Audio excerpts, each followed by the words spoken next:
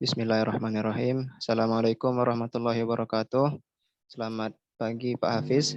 Di sini kami dari kelompok Brewmaster akan mempresentasikan tugas besar kami. Selanjutnya, next. Kami ngambil latar belakang yaitu masalah sampah, yang mana sampah ini timbulannya di Indonesia banyak dan pengelolaannya bisa dibilang masih minim. Next. Seperti yang bisa kita lihat di sini, Indonesia ini berada di urutan ketiga dari 5 negara penyumbang sampah terbesar di dunia. Nah, seperti yang kita lihat, sampah yang tidak dikelola yaitu berada di 40,53% per tahunnya. Sedangkan timbulan sampah yang ada setiap tahunnya itu adalah 33 ton per tahun. Seperti yang kita lihat, ini adalah angka yang cukup besar, sedangkan angka sampah yang tidak dikelola yaitu berada di angka yang minim. Next.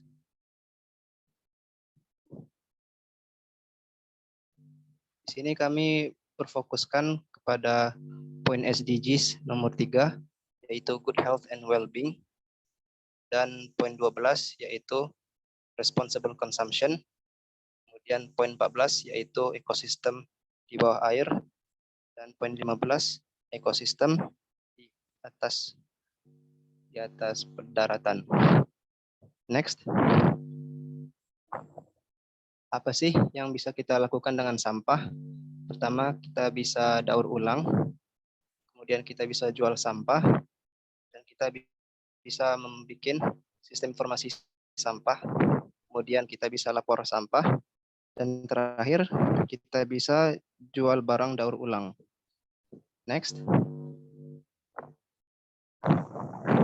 Dari pertanyaan sebelumnya, maka muncullah ide untuk kami untuk membuat sebuah aplikasi yang bernama Nyampah. Di sini aplikasi kami memiliki fitur angkut sampah, lapor sampah, jual barang daur ulang, sistem informasi sampah, dan peta persebaran bank sampah. Next. Kami melakukan evaluasi aplikasi kami dengan metode quiz, yaitu questionnaire for user interface satisfaction. Di sini kami menggunakan 12 pertanyaan dengan kriteria penilaian 1 sampai 5. Dan target evaluation kami yaitu masyarakat umum, pelajar atau non-pelajar. Selanjutnya akan diambil oleh Yusuf.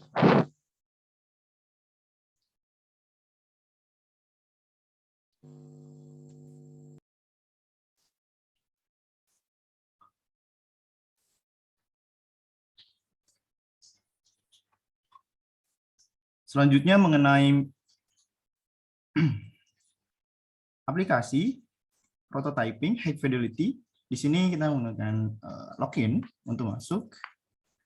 Setelah itu kita bukan email, kata sandi, masuk.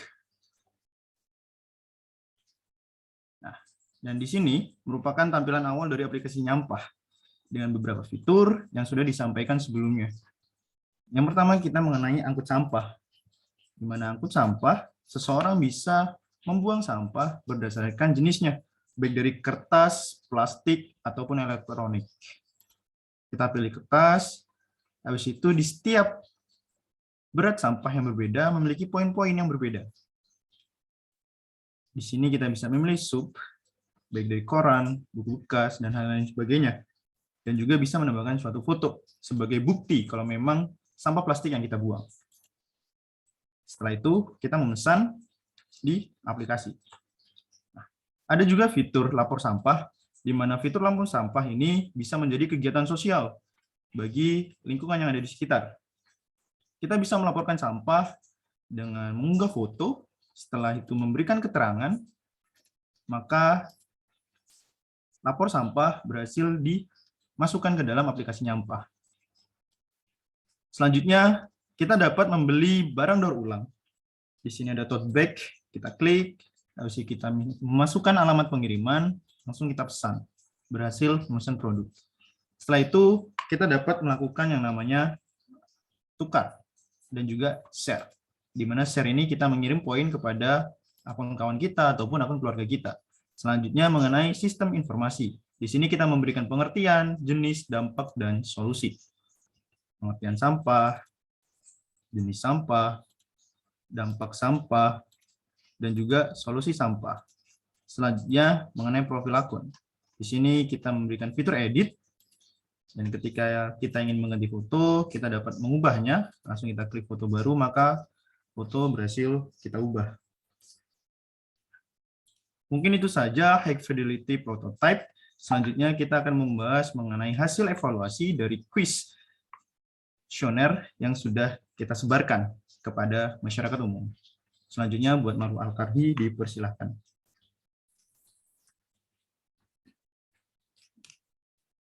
Baik, ini ada hasil kuesioner yang kita berikan kepada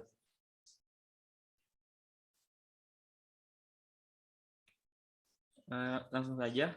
Di sini ada 21 respon di mana kita memberikan pertanyaan pekerjaan yang dibagi menjadi dua, yaitu ada mahasiswa dan non-mahasiswa, di mana yang paling banyak di sini mengisi mahasiswa sebanyak 71,4%. Next. Untuk usia di sini yang paling banyak usia 21 tahun sebanyak 6 dengan persentase 28,6%. Lalu pertanyaan pertama, bagaimana desain dari tampilan aplikasi Nyampah? Di sini yang paling banyak menjawab menarik sebanyak 61,49%. Kemudian pertanyaan, bagaimana pengoperasian penggunaan aplikasi Nyampah? Di sini yang paling banyak menjawab adalah normal, di mana persentasenya yaitu 47,6%. Pertanyaan selanjutnya ada bagaimana keberhasilan aplikasi dalam menyelesaikan tugas? Dengan persentase 52,4% yang menjawab cukup memuaskan. Pertanyaan selanjutnya ada apakah aplikasi Nyampah memadai untuk memenuhi kebutuhan? Di sini ada dua jawaban yang seimbang banyaknya, yaitu ada yang sangat memadai sebanyak 42,9% dan memadai sebanyak 42,9%. Kemudian ada pertanyaan bagaimana daya tarik dari aplikasi Nyampah? Sekitar 52,4% menjawab sangat menarik. Pertanyaan selanjutnya, bagaimana kumpulan informasi yang diberikan pada aplikasi Nyampah? Di sini sebanyak 47,6% paling banyak menjawab jelas. Pertanyaan selanjutnya ada bagaimana penggunaan setiap istilah pada aplikasi Nyampah? Sebanyak 61,9% menjawab konsisten.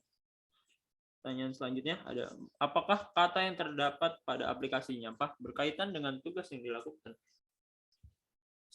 Sebanyak 61,9% menjawab berkaitan.